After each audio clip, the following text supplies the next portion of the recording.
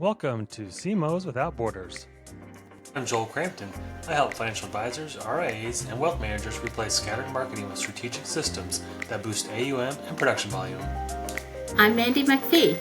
I am a fractional chief marketing officer and work with founders who are doing too much and need someone to turn their scattered marketing into a system that actually drives results.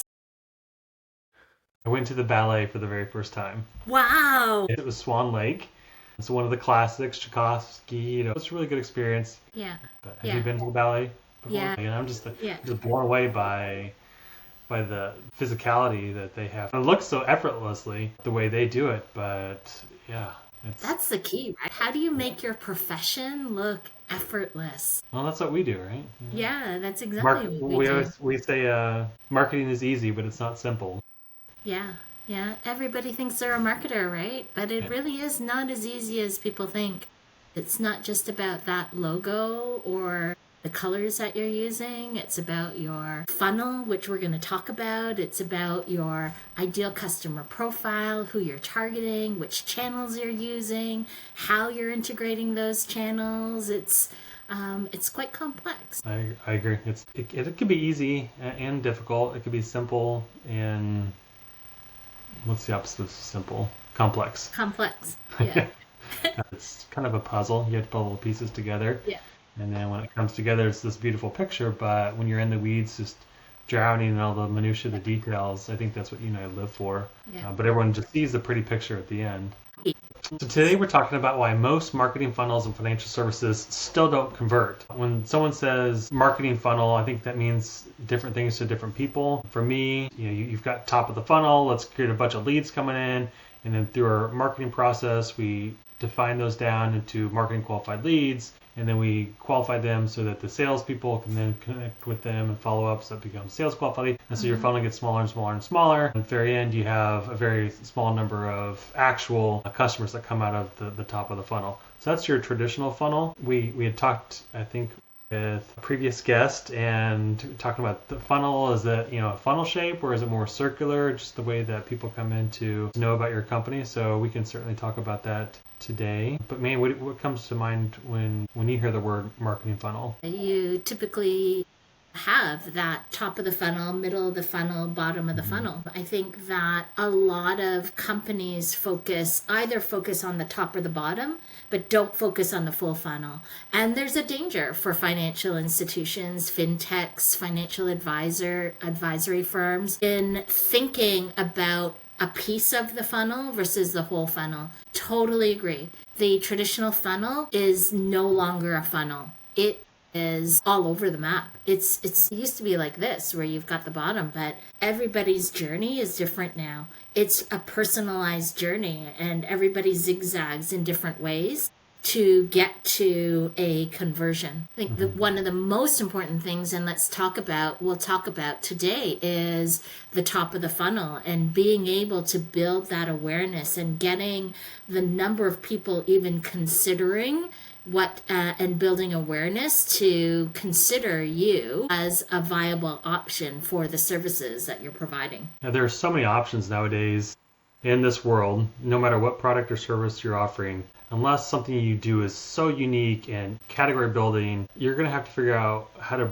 break through and differentiate yourself, break through that sea of sameness that we talk about all the time in marketing. I think that's what we try to do. Is first we have to build up an awareness of your company so that potential customers, clients know that you're even an option. Yeah. And so people can Google, they can go into chat, or do an AI search and try to find options. There's referrals, word of mouth. So there's lots of things that we as marketers can do to increase the awareness in that top of the funnel, whether it's through advertising or SEO, optimized searches, blogging, social media. I mean, there's all these different tactics that we can put in place to increase the size of the top of the funnel, so kind of create more awareness in the marketplace for your products and services. I think it really takes a coordinated effort to figure out how all those different tactics work together, especially if you start layering one on top of each other. You want to make sure that that experience that customers and prospects have when they become aware of you is aligned so that the experience is the same. So if they get an email from you and part of your prospecting campaign, looks very similar to what they will find on the landing page of your website. Same thing if you've got a Facebook ad or a LinkedIn ad or a Google ad, anything display wise, that view, the look and feel needs to be very consistent so that when people do come to your website to learn more, that experience is very similar so they don't feel like it's a completely different experience. Understanding that there's so many different things that you can do to build up the top of the funnel, to bring in the awareness is a great place to start, but it also has to be a very coordinated effort throughout the entire process. So yes, you get them in that top of the funnel, but what does that next process look like? How you're qualifying those leads from a marketing perspective, but then also working with your sales business development team to figure out how they're qualifying those leads further, getting a lot of feedback from them in those initial stages so that you can optimize more of that top of the funnel so you can get more of the right people coming into the funnel. Yeah, awareness is so critical. When you think about considering a service, whether that's finding a financial advisor or finding a new bank, what's the first thing you do? The first thing you do is you think about, these are the top 3 companies that I know of. Let me research them first. And that's where awareness is so critical. How do you become top of mind when they get to that stage of, oh, I've got to go find this. But what the challenge is with the top of the funnel is the measurement of it. And how do you measure that back to your goals and your KPIs and your revenue stream? It is so hard to measure awareness and brand equity and measure that back to revenue, which makes it really difficult for companies to really want to adopt that top of the funnel, that awareness. It's a critical piece of the funnel that just is not easily measured. Yeah, it is so difficult. And I think that's why a lot of people have maybe a fuzzy opinion of marketing, because a lot of what we do is difficult to measure. We can put in place as much as we can from a Google Analytics and other tracking systems that we have through our CRM and other ad platforms. We can try to keep in as much data as we can. We can put dashboards together so we can see the trends long term. But I think that's one thing that people always poo-poo about marketing is, what does marketing actually do? And we can put concrete evidence around the impact that we have in that funnel, driving more awareness, more leads in. I think that's usually the biggest mandate that I've ever had working with presidents, principals, founders, is they want more leads. We also want to make sure that we have the right leads coming in, and we understand that from a marketing perspective by the way of metrics. So we want to track as much as we can through that customer journey so we can understand what are those bottom of the funnel ones that actually become customers or clients. How did that person actually come in to our funnel? So get into attribution, but we want to make sure that we have a good set of data around how did those ideal customers find us so that we can then optimize that process. I think it also talks about when you do put marketing campaigns together, you want to make sure that you're attracting very specific audience groups, so those avatars, those ideal client profiles, so that you're not just mass marketing.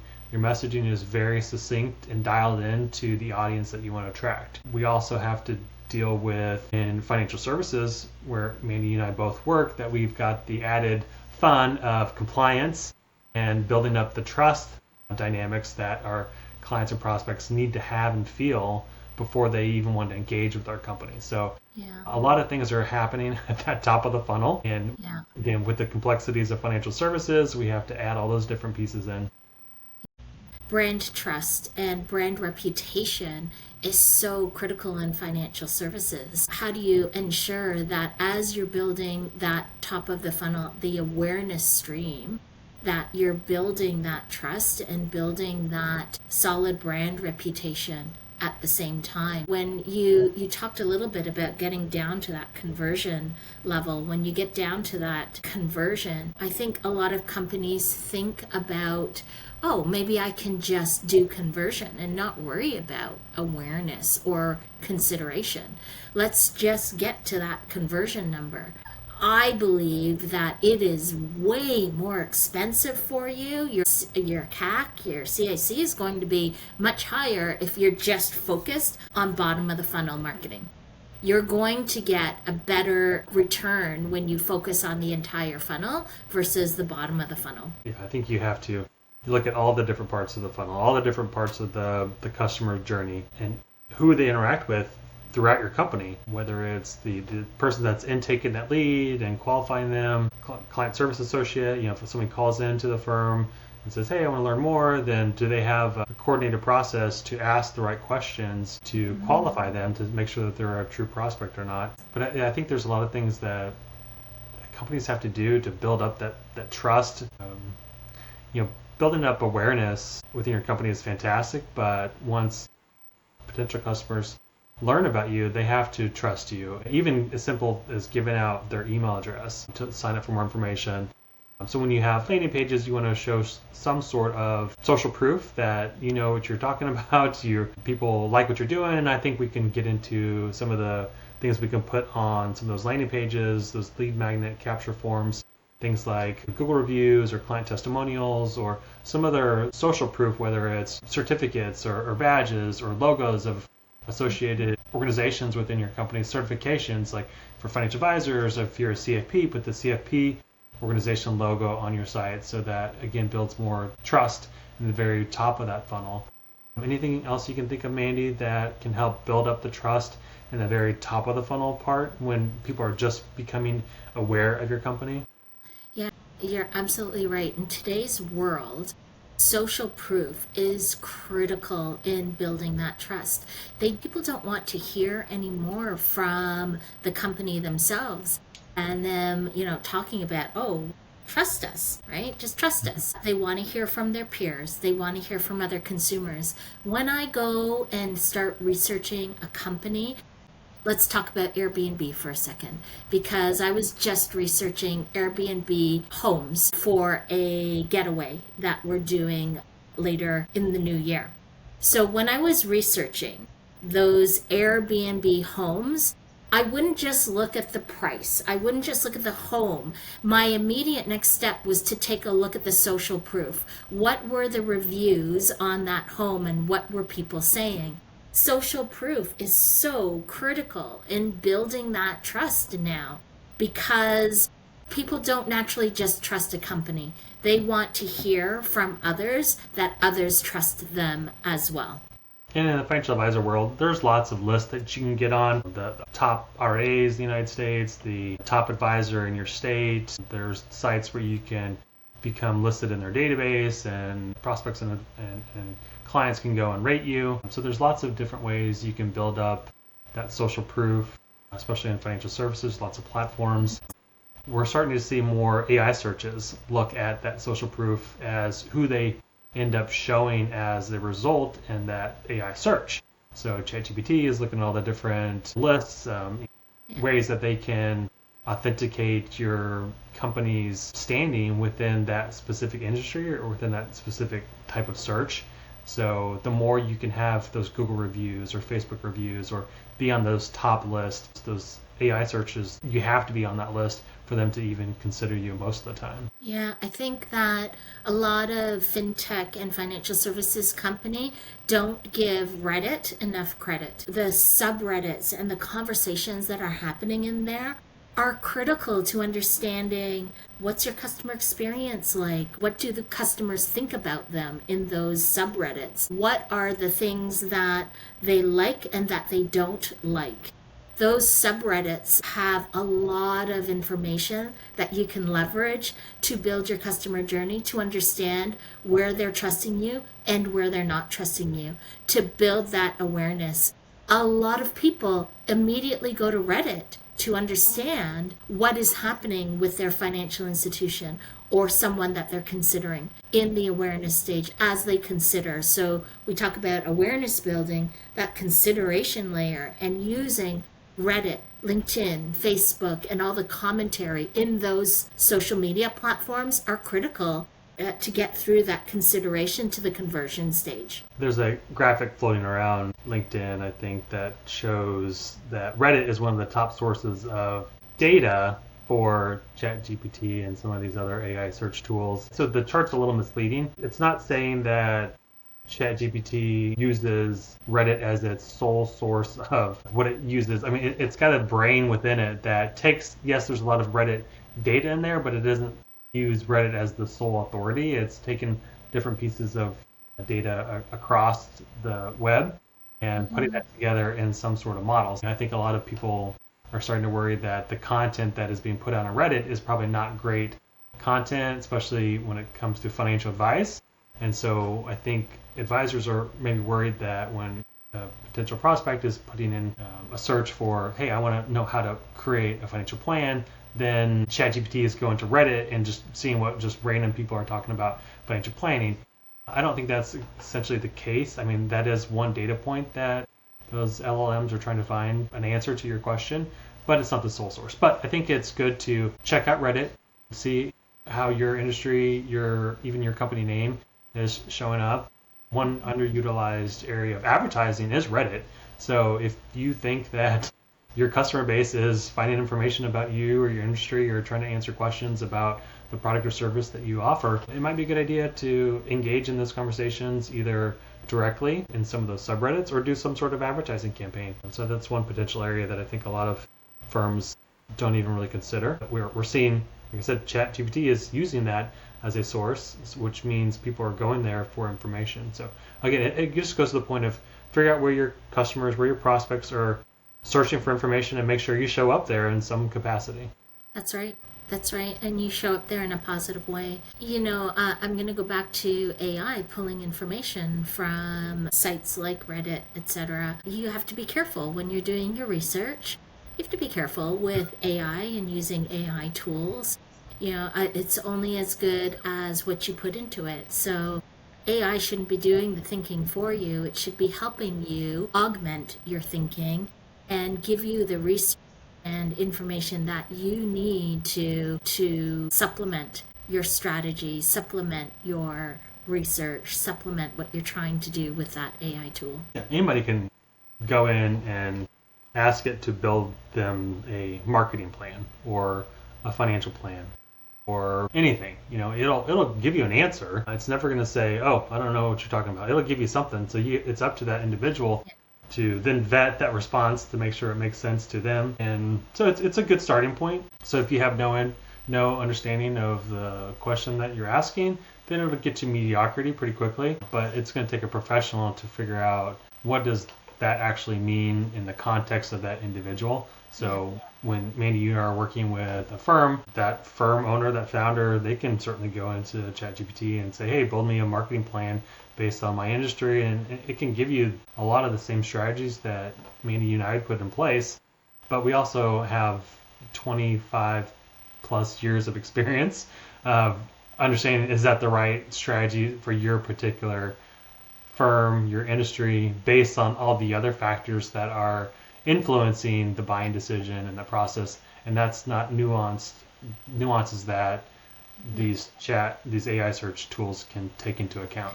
Yeah, it's crazy. I use ChatGPT every day. I use it every day. But do you know how many times ChatGPT has said to me, "Excellent question, Mandy," or "Oh, you're so right to think of that," and then I turn around and go, "Well, the right question to ask." So you have to be really careful because I've got enough experience to say, I asked that question, but no, I didn't ask it in the right way. I need to ask it a little bit differently. So you really have to be careful because ChatGPT is always going to agree with the user. Unless you say, give me some brutal honesty, it's going to always give you what you're asking it for. And we also have to remember that these AI search tools are kind of in their infancy. So they're doing their best, but they're not optimized. ChatGPT's only been around for a couple of years. And so, yeah, they are getting better, even though I think this 5.0 version is worse than the 4.5,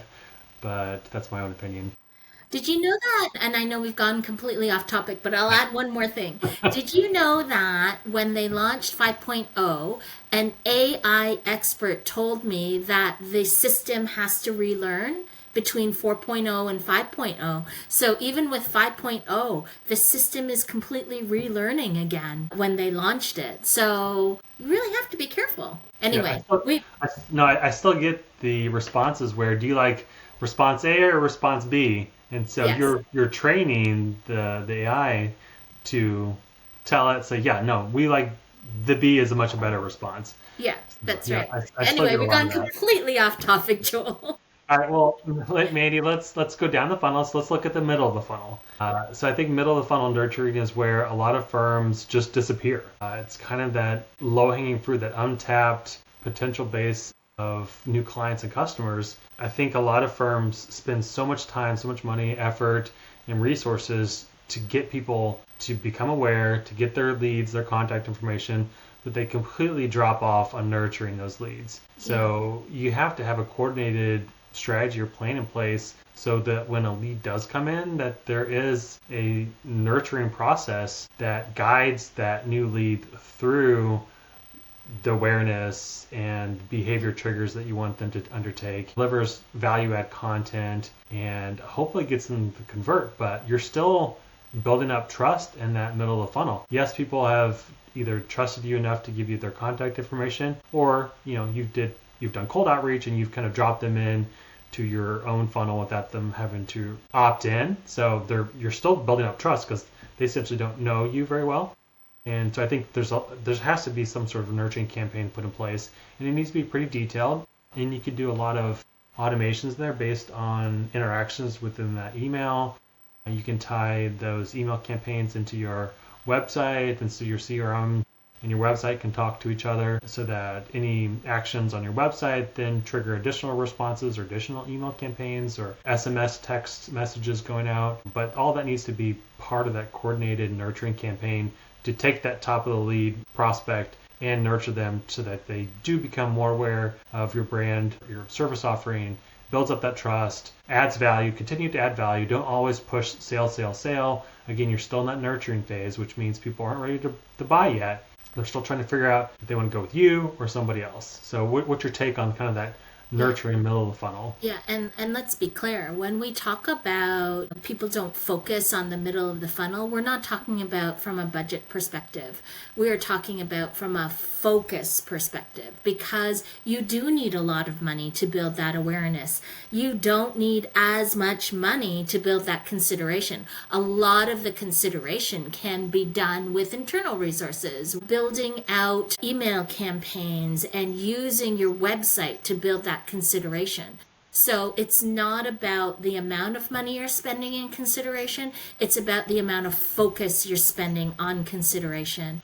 Key pieces in that consideration is driving thought leadership, creating, as you called it, those lead magnets. What type of tools can you get people to use to attract them to consider your brand as a plausible offering? What are the white papers that you can write to get to that lead generation and get that email generated for them? Newsletters. Those are all things that are critical in your consideration phase, including your website, to get them there.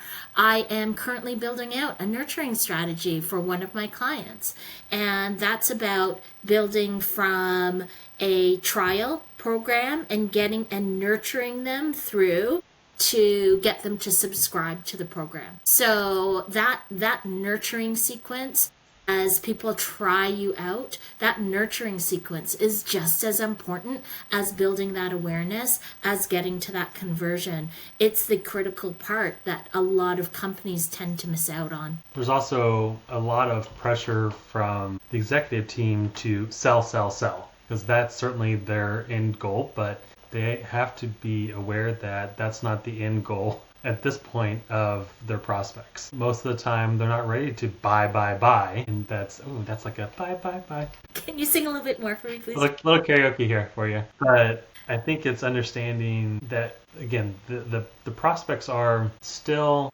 in the consideration phase. And I think this is where current customer stories become so powerful. And you talked about some of those white papers, but case studies on how we have solved this prospect's problem exactly, and that just makes that person that's still considering your company more trusting of your ability to deliver on what you said you're going to deliver, whether it's a product or service.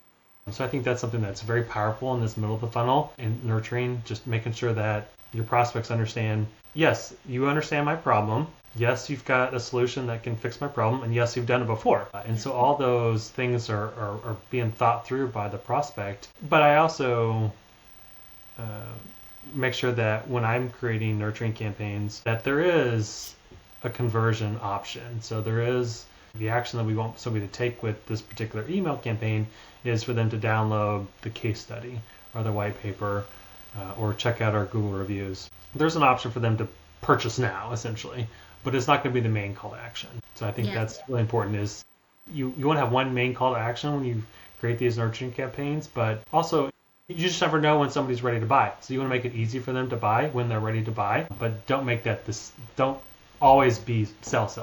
Let's do a little strategic prospecting and just understand that not everybody's going to be in the buy mode. Yeah, so true. I'm going to connect the dots for our audience a little bit to our conversation 10 minutes ago around social media and how critical social media is and that social proof is. When you are in the consideration phase, you talked a little bit about testimonials, putting testimonials on your website, but that social proof going into Reddit, understanding what's happening, that is the consideration phase for people. Consider who you are, what you do, and they're looking for that social proof to find out more about your company. And you have to understand how long your sales cycle is. Low friction purchases, low decision making, less in-depth decision making. You can have some quick turnarounds. You don't have to extend your nurturing campaigns weeks and months, but for big decisions, big purchase, things like people or considering a financial advisor, that's a big trust that needs to be built up. So maybe people aren't ready to buy. Maybe it'll take a few months before they're comfortable with who you are as a company and the people and the culture. So just being cognizant of the typical sales cycle, I think is really important when you're building out these nurturing campaigns. For sure. Some companies, their sales cycle is 2 days. Other companies, their sales cycle is 12 to 18 months, especially when you look at the difference between targeting a consumer versus targeting a business. Targeting a consumer has a much shorter sales cycle than targeting a business that has a much longer sales cycle. Yeah, absolutely. I used to work in an insurance company, and when you think about your insurance policy, you renew that once a year. So if you didn't get in front of somebody at month 10 or 11 of that 12-month policy, then you have to wait another 9 or 10 months to then continue to nurture them. And so it's really important to have accurate data as well, especially when it comes to products that have some sort of time component to it. So it's good to have that data. So if you can create your nurturing campaigns that are specific to that prospect's buying journey,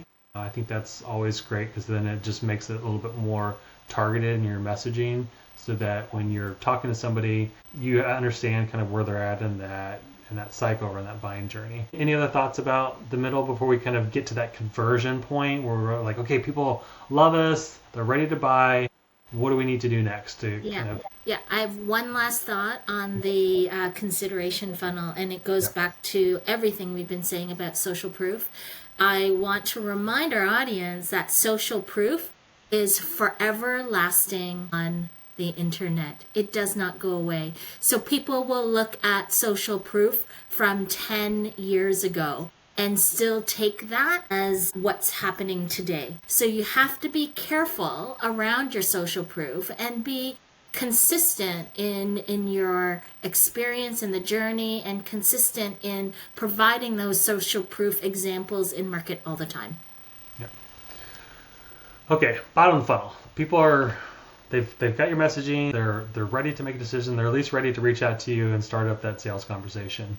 I think there are ways that we can improve this process as well. Of course, one thing that comes to mind in this process is I think a lot of for me financial advisors. I go to their website. I look at hundreds of them every week. I feel like, and everyone has that same call to action on their site of schedule a call, schedule, for you maybe in fintech, schedule a demo. I mean, scheduling a demo is different than scheduling a call. So I think you have to make sure that whatever main call to action you have on your website or, as part of that sales process, makes sense in the journey. So I think for me, the advice that I always give people is you're always trying to provide value no matter where you're at in that process. And so I think having a schedule a call button, talk to us, we're ready, we want to talk to you. A lot of people are going to shy away from that. That's one thing I talk about with financial advisors and other financial services firms, that you need to have some sort of main call to action that provides value. Schedule a call does not provide value. I think some sort of assessment, a demo would be fantastic in the fintech world, just for people to get more information to help them solve their problem. But again, when they're ready to buy, make sure that you've got some sort of call to action that allows them to easily connect with you, whether it's a calendar tool, so that it's tied in directly so they can schedule something. You want to make it easy for them. Any thoughts on that, and kind of when they're at that bottom of the funnel and ready to make a decision? That team approach is really critical for the bottom of the funnel. In any company that you work at, whether that's a fintech or a financial services firm or financial advisory, wealth management, education, technology, the coordination between marketing and sales is critical to get to that conversion. And at that point, marketing can only bring them in so far. The sales team can do an amazing job at closing the sale, at getting to that conversion. The critical part of closing that sale is to ensure that marketing and sales are aligned, that you're saying the same things, and that you're not contradicting each other as you build that consideration and get into that conversion. I think it's 100% spot on, Mandy, what you're saying, that with marketing and sales working together, that's the only way a business can optimize the sales process. Marketing can only do so much to bring them in the door. I mean, there's certain marketing-led sales. I know that's always been a metric on some of the companies that I've worked with, is what can marketing do without sales to actually bring that sale. So if there's a self-service portal where you can have that sale go through without them ever having to talk with a human, that's interesting. But most cases, that's not how that process goes. So I always have great relationships with my sales or business development teams or customer service teams, whoever's talking to that prospect. I always mention, hey, you're also a marketer. Anybody that's forward facing, the face of the company, you're marketing the company. And all your interactions, all your emails, everything needs to be very cohesive. And so the marketing emails that we're sending out need to look like on brand with the sales emails or the customer service emails. And I know we're talking to several different audiences, so I'm thinking about financial advisors. They don't think of themselves as salespeople, but they're having conversations with prospects too. And so we want to make sure that their emails on brand, the stuff that they're sending out is marketing approved, and same with the sales teams, that they're sending out marketing approved content. Let marketing help you enable that sale. So marketing does become a sales enablement function at that point, at that lower part of the funnel. But anything that we can do to work with whoever is talking with that prospect to make that sale easier, I think Mandy and I would both agree that we want to optimize as much as possible. So we just want to make sure that everything is run through marketing first to make sure it looks pretty, everything matches, is on brand, the messaging still is the same across the entire process. Any thoughts on that? I think you're absolutely right. But in the digital you can close a sale without sales being involved, but it's done through that nurturing, through that consideration, making sure you're getting those leads. It's done using a full funnel. Sales doesn't always come in at the bottom of the funnel. They can come in at the consideration phase too. You talked about booking a demo, making sure that they're getting a conversation with people. That's at the consideration stage as much as it is at the bottom of the funnel stage as well. I think for digital platforms and technology platforms where you don't actually have a sales team and you're relying on that full digital conversion, product also comes into play. And the platform development team, the technology team are critical in ensuring that they are helping to convert as well through enhancements to their platform, through listening from what marketing has been saying and what customer feedback has been in those social forums, it requires a lot of listening to evolve and change your platform to get to more conversions as well. I don't think you just set it and forget it. You have to constantly be optimizing your campaign. Somebody needs to be in charge of the data and analytics to see what's working, what's not, what's converting people, what isn't, and adjusting your campaigns from there. Somebody, like I said, some strategic marketer has to be in place to make sure that everything is optimized. You can't just wing it, you can't just set it and forget it. You have to constantly look at that feedback that you're getting from the data, but also from your business development, your sales, your customer service team. Everyone is giving you data on how things are converting, and that's things that only you can get from those people. You can't see that in the data. So I think having open lines of communications with all the different departments throughout the firm is critical for marketers. So Joel, we've talked about each part of the funnel, and which to me is different to the actual customer journey, because a customer will not go from awareness to consideration to conversion. They might, look at an ad that builds awareness, then go to your website and look at a blog that you've posted there, which would be considered consideration. Then go back and see another ad. We might retarget them at the conversion stage. They're all over the place and all over that funnel. So customer journey, let's not mistake customer journey and where they're going, because it could go in a circle, it could go zigzag across the funnel, but the customer journey is not a straight line: awareness, consideration, conversion. I agree. Even the relationship flywheel, even that form doesn't work either. Like you said, It's a zigzag. It's just a mouse nest of all these different things kind of put together. And eventually we get to the end. Having AI tools in place, CRM automation, data analytics, anything you do to kind of track that journey and find patterns so you can optimize that customer journey, and I think figure out who your groups of customers are so you can focus in on general patterns within each of those groups. And you can certainly customize that journey for each individual, but that's sometimes is a lot of work, especially for smaller firms. And so I think just kind of bucketing some groups of customers is probably the best way to start. So you at least have some sort of differentiation in your process. So one prospect doesn't get sent into this complete nurturing campaign that another prospect who looks nothing like them gets in this. It has to be as customized and optimized and unique and personalized as you can based on the time and resources at your disposal. Okay. So let's wrap up the funnel conversation, Joel. How does it all work together? We talked about each stage in the funnel: awareness, consideration, conversion. Wrap it all up in a bowl for us. Well, I think one thing I'd love to kill in today's funnels would be to kill the mass marketing. We're not at a point, we haven't been at that point in a long, long time, where you can do mass marketing and be effective. I think you have to understand who your audiences are, segment them as much as you can, create customized nurturing campaigns, and make sure you nurture them through the entire customer journey. Not just try to get tons of people in and then they drop off.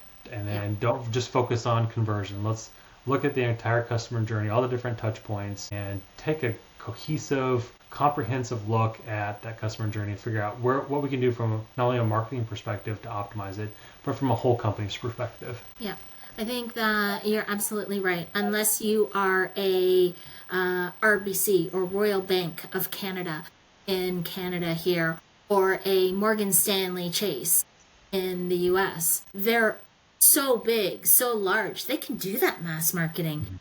But smaller companies that we typically work with need to niche down. They need to get to a specific niche, understand who that niche is, and relentlessly target them through a full funnel approach. That relentless targeting will eventually get them to expand their niche over time, and then expand it again, and then expand it again, until they can compete with those big banks, big financial services or advisory firm companies. And I don't think firms should limit themselves in targeting specific audiences because they're small. I think just having one person, again, this is a plug for you and me, Mandy, as a fractional marketing leader, we do this day in and day out. we're experts at it. We can easily get in and figure out who those audiences are and build those funnels and those nurturing campaigns. So that would be one point I would want to leave our listeners with. The other one would be from a financial services perspective, don't let fear of non-compliance kill creativity, kill your nurturing process or your conversions. Again, it just takes somebody to understand what marketing is and isn't. So a marketing leader like you or myself, and just understand that they can deal with compliance. They can work through it. We can still be creative. We can still create some very fun nurturing campaigns. We can create a lot of pieces of marketing material that kind of nurture people through that process. It's all done very compliant. It doesn't take long. We kind of understand that process very well. So I think that'd be two takeaways. A third would be just to audit your funnel, audit your customer journey, figure out what happens after somebody clicks on an ad or somebody calls in or clicks on an email. Like it needs to be fully audited so you can see where people are dropping off and you can optimize and improve that process. What are your takeaways, Mandy? Yeah, I think it is making sure that you're not separating the full funnel approach, that you're doing it as a single system. So don't do just awareness, don't do just consideration, don't do just conversion efforts. Operate in the full funnel approach. What that will get you is a system that gets people from one stage to the other.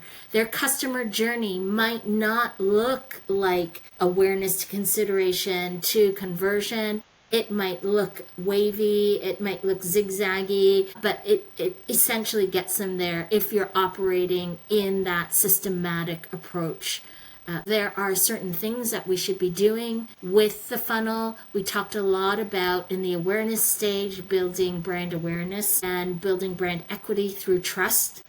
We talked a lot about using social platforms and other methodologies, lead magnets and lead gen in the consideration stage, and then getting right down to that conversion.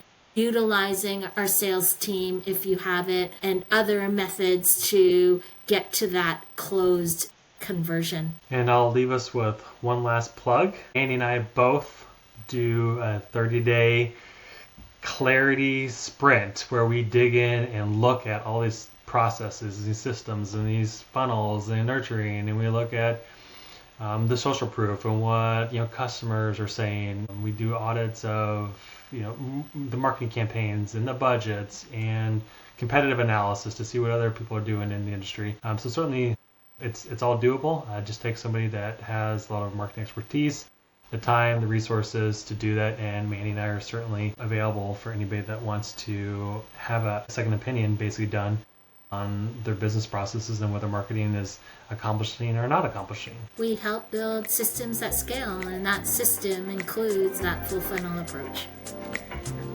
All right, Mandy, it's great talking to you again. Next time we'll have a guest and then we'll talk a lot less, but I think these are great to have where you and I can just riff off of our expertise in marketing. It's love riffing with you, Joel. Good. We'll talk next time. Bye, Mandy.